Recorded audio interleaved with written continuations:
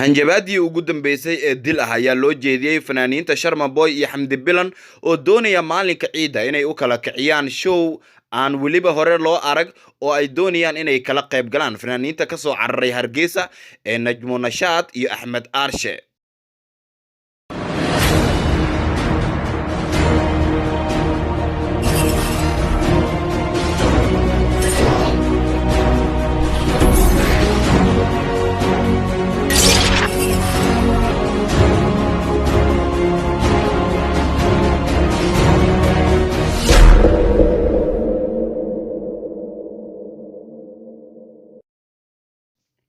kulanti wacan oo wanaagsan daawadayaal ku soo dhawaada xogta gaarka ah ee guuxa wararka Tube oo aad inooga barateen inaan idinku bayaanino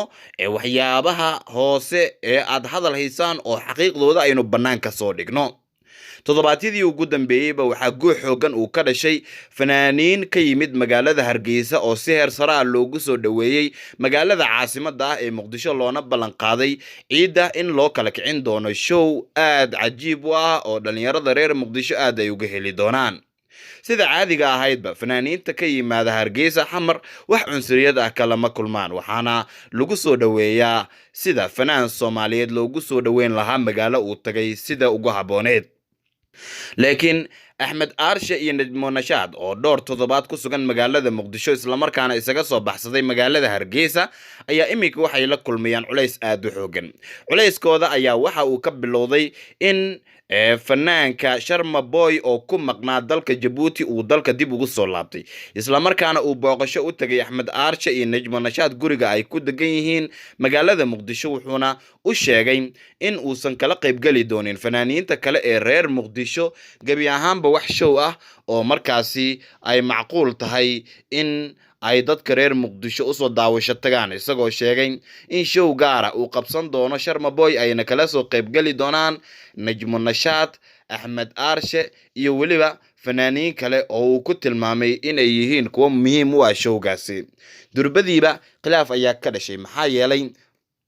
Sharma Boy waxaa horey ugu darsaday liiska xidigaha kaga qayb galaya fanka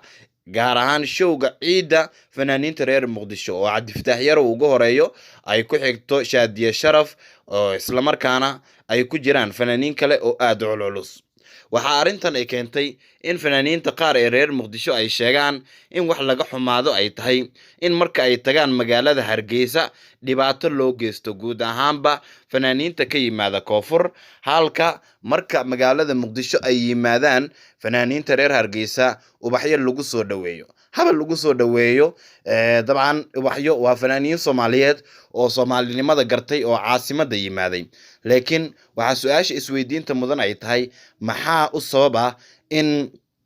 ay ku dhiiradaan in arbushaad ay ku sameeyaan show ay waqti badan geliyeen oo ay in badan ay ka fikirayeen fanaaniinta reer Muqdisho inay qabsadaan, iyadoo Sharma Boy lagu eedeeyay in fanaaniintii reer Muqdisho ee in muddo ah sugayay ee ku darsaday xitaa sawirkiisa ee dhammaan fanaaniinta ka qayb galaya uu u sheego cid isaga kala tashatay inaysan jirin oo fanaaniintan reer Hargeysa uu u kala kicinayo waa Najmo Nashaad iyo Axmed Aarshe. arintan oo si hoose ku socotay ayaa mar kaliya laba qaraxday kadib markii la ogaaday in Daahir Calasow oo kamid ah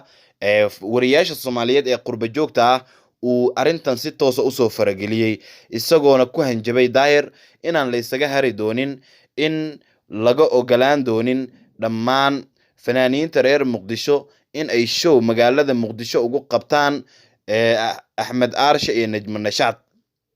Daahir ayaa coskanaya in marnaba xaq aysan u lahayn dhammaan dhinacyadan in ay show qabsadaan, gaar ahaan fanaaniinta ka timid Hargeysa oo uu sheegay in ay soo bahdileen isla markaana si xun loola soo dhaqmay fanaanka Axmed Aarshe oo ah fanaan magaalada Muqdisho ku soo caan baxay waayii ugu dambeeyay ku noolaa Hargeysa laakiin haatan ku sugan magaalada Muqdisho. Daahir Calasow ayaa sheegay in dhowr jeer oo hore dad ka tagay magaalada Muqdisho lagu bahdilay magaalada Hargeysa, sidaa daraadeed showga hadda ay dhiganayaan dadka reer Muqdisho fanaaniintooda aan la aqbali karin in la jabiyo. Daahir oo sheegtay inuu yahay gudoomiyaha arrimaha bulshada beelaha Hawiye dhinaca baraha bulshada ayaa wacad ku maray haddii Xamdi Bilan iyo Sharma Boy ay si dhaqso ah uga baaqsan waayaan showga ay la qabanayaan Najma Nashaad iyo weliba Axmed Aarshe wixii dhacaa in isaga waxaan laga weydiin doonin. Wuxuu ugu baaqay fanaaniinta reer Hargeysa ee ku sugan magaalada Muqdisho in ay isaga baxaan magaalada Muqdisho oo Hargeysa ay ku laabtaan ama meel kale ay aadaan. Wuxuuna u sababeeyay in ay soo dulqaateen dadka koonfurta degan gaar ahaan magaalada Muqdisho oo horaan bahdil xoogan loogu geystay. Wuxuu leeyahay Daahir Cali Sow waxaa magaalada Hargeysa garoonkeeda laga soo celiyay odayaal dhaqan oo beelaha Hawiye ah. Waan dulqaadanay. Magaalada Hargeysa waxaa lagu xiray dad waxgal u ah guud ahaanba dadka reer Muqdisho oo beel xataa aan loo fiirin karin. Waxaa ka mid ah Ajakis oo ah nin majaajiliista ah oo magaalada Muqdisho ku dhashay oo ka soo jeeda magaalada Muqdisho ayaa lagu xiray magaalada Hargeysa. Sidoo kale madaxweynaha TikTok ayaa halkaas tagay isaguna waa lagu xiray. Sababta loo xiray lama yaqaano. Ismaaciil Aarshe ayuu sheegay in halkaas uu tagay isla markaana la bahdilay oo ay bahdileen fanaaniin badan oo reer Hargeysa oo diidanaa in fankiisa horumar uu sameeyo. Iyadoo intaa oo dhan loo dulqaadanaya ayuu muujiyay Daahir Cali Sow in magaalada Muqdisho ay yimaadaan oo show ay qabsanayaan fanaaniinta reer Muqdisho arbushaad ay ku sameeyaan Najma Nashaad iyo Axmed Aarshe inaysan soo wargali doonin, isagoona u qabtay saacado inay isaga baxaan guud ahaanba magaalada Muqdisho. Buuq badan ayaa taagan. Daahir ayaa sidoo kale ku doodaya in Cabdimanaan oo ah ninka iska leh TV-ga Astaan oo ka soo jeeda magaalada Muqdisho in muddo ah uu ku xirnaa magaalada Hargeysa bilaa sabab oo ma jirto Cabdimanaan maxkamad la soo taagay iyo dambi gaar ah oo lagu eedeeyay. Wuxuuna leeyahay Daahir Cali Sow waxa ay muujinaysaa in dadka reer Hargeysa iyo guud ahaanba Somaliland ay wanaagsan yihiin laakiin aysan marnaba ka gubanin dhibaatada maamulkooda uu sameynayo. Haddaba Sharma Boy iyo Xamdi Bilan ayuu ugu baaqay inuu digniin u dirayo oo aysan ka qayb gali karin wax show ah oo ay la qabanayaan Najma Nashaad iyo Axmed Aarshe iyo fanaaniin kale oo Hargeysa ka soo jeeda. Daahir waxa uu ku hanjabay inuu aari doono Ismaaciil Aarshe oo lagu soo bahdilay magaalada Hargeysa sida uu hadalka u dhigay. Aarshe tan iyo markii uu ka yimaaday magaalada Hargeysa wareysyo dhowr ayuu bixiyay. Wareysyadiisana wuxuu ku sheegayay inta badan in markaasi aysan jirin dhibaato uu la soo kulmay oo uu u gala sheeganayay dad badan oo reer Hargeysa oo soo dhaweeyay isla markaana ku soo dhaweeyay magaalada Hargeysa. Laakiin Daahir Cali Sow oo soo fargeliyay arrintan ayaa ku hanjabay haddii nimanka lagu magacaabo Axmed Aarshe iyo Sharma Boy ay qabtaan fanka ciida showga ciida isla markaana Najma Nashaad halkaas ay ka soo muuqato baraha bulshada aan lagu sii arki doonin hees iyagoo ay qaadaan, taasoo la micnaa in YouTube-yada oo dhan laga saari doono heesihii ay qaadeen iyo wareysyadooda inuu hawada ku cuni doono. Waana qalqal culus oo soo wajahay Sharma Boy oo haatan ka mid ah fanaaniinta ugu shidan dalka, Najma Nashaad oo ah ininta ku caan baxday qosolka, Axmed Aarshe oo ah fanaan la holin waayay oo ka soo caan baxay magaalada Hargeysa isna. Waxaana arrintan la isku dayi doonaa bal in si hoose loo xaliyo, laakiin waxaa muuqanaysa in meeshii ugu dambeysay ay taagan tahay isla markaana halis weyn ay wajahayaan amni ahaan guud ahaanba dhinacyadan. Haddaba waa kan Daahir Cali Sow oo fariintiisa digniinta ah u diraya Sharma Boy iyo weliba Najma Nashaad iyo Axmed Aarshe. warka waa soo koobaya. warku iyo wala dheeraan qolada reer Hargeysa xamar joogto waxaan leeyahay saasaan leesaas intaas la fahmi kariyo daad samaysaan dagaalku baraha bulshada u geli doonaa, YouTube yu geli doonaa, Facebook yu geli doonaa, gobolka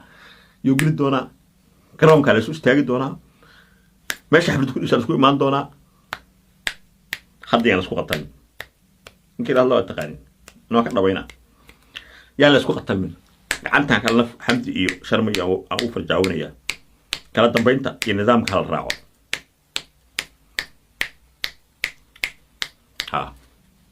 baqdaq iyo baqbaq iyo nasnash ma jirto. hadda caawadiidaan berri wax lagama qaban doono. hadda dhigaha la furo. isma dadka reer gobolka Banaadir waxaan leeyahay qabiilkii Hawiye Cabdiraxmaan Odowe haba hore isma wallo waa ka helay hadalkiisa Cabdiraxmaan Odowe si wanaagsan baan ugu raaxaystay. dadku waa xanaaqsan yihiin. warku waa dheeraaday waa soo koobaya. shacabka Hawiye ee gobolka Banaadir waxaan leeyahay shaqadiina qabtada ismaaciil arwiilka le anigu ma aqaano laakiin barahaas bulshada ka arkay maadaama odaga baraha bulshada aan nahay iyo social media iyo howlahaas iyo arrimaha bulshada u xil saaraa gobolka banaadir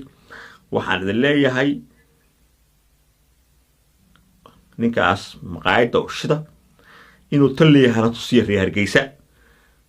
doofaarka ficil la'aan loo cadaabaha ficil la'aan yaa ladii cadaabin qofkii wax isbiday ee baqbaqday wadana waa in sina isagoo aanba lagu arag baheestiisa ah iyo muuqaalkiisa ah iyo youtube-kiisa iyo annaga aan tusinayn gobolkana dadka aan dhex mari karin guura haddaan rabtaana Hargeysa u guura ha alxamdulillah haddii xamar ku dhibayso guur haddaan xamar la kala xigo waa arki doontaa guur af waxaan ku hadlayaa luqad adag shan booyo guur ha socod yalla dhuuq lama rabo gobolka lagama rabo guura ha waxaan waa nala baray annaga shaqada inaan wadanaa guura fanaaniinta kale ee Muqdisho ayaa iyagu u diyaar garoobay in ay qabsadaan fankooda waxaana halkaas ka soo muuqday fanaaniin dhowra oo uu ka mid yahay Ismaaciil Arka waxaa kaloo ka mid ah fanaanka Soomaaliyeed Dayaxdal Nuurshe waxaa sidoo kale halkaasi ku jira fanaaniin uu ka mid yahay Kaadheeri fanaaniinta labeenta Muqdisho ayaa ka mid ah Shaadi Sharaf iyo gabdho kale oo fanka Muqdisho aad iyo aad sharaf ugu leh waxaana muuqanaysa in fanaaniinta reer Muqdisho iyagoo aad u qalbi wanaagsan ay horaan ugu darsadeen liiska Sharma Boy laakiin Sharma ayaa iska diiday in uu fanaaniinta reer Muqdisho kala qayb galo wax show ah wuxuuna ballan qaaday inuu garab istaagayo walaalihiisa reer Somaliland Sharma iyo Xamdi Bilan waxa haysata laba daran mid dooro oo iyagu waxa lagu yiri ama ka baxay idinku xataa magaalada Muqdisho oo raaca fanaaniinta reer Hargeysa ee Muqdisho ku sugan amba waxaad ka hareysaan showga aad la qabanaysaan Axmed Aarshe iyo Najma Nashaad wixii ka dhacana Daar Calaso wuxuu yiri mas'uuliyadeeda aniga shaqo kuma leeyahay waa dhibaato kale oo soo wajahday guud ahaanba fanaaniinta qaar ee magaalada Muqdisho sida Sharma Boy iyo Xamdi Bilan oo kamid ah fanaaniinta ugu shidan caasimada hadaba adigu maxay kula tahay qaybta commentiga fikirkaaga inoogu reeb guuxa wararka tube alaaba wuxuu ku soo gudbinayaa xogaha ka qarsoon ee aad doonayso in sida weyn lagugu aftiimiyo muuqaalkan haddii aad dhameysatay like inoo saar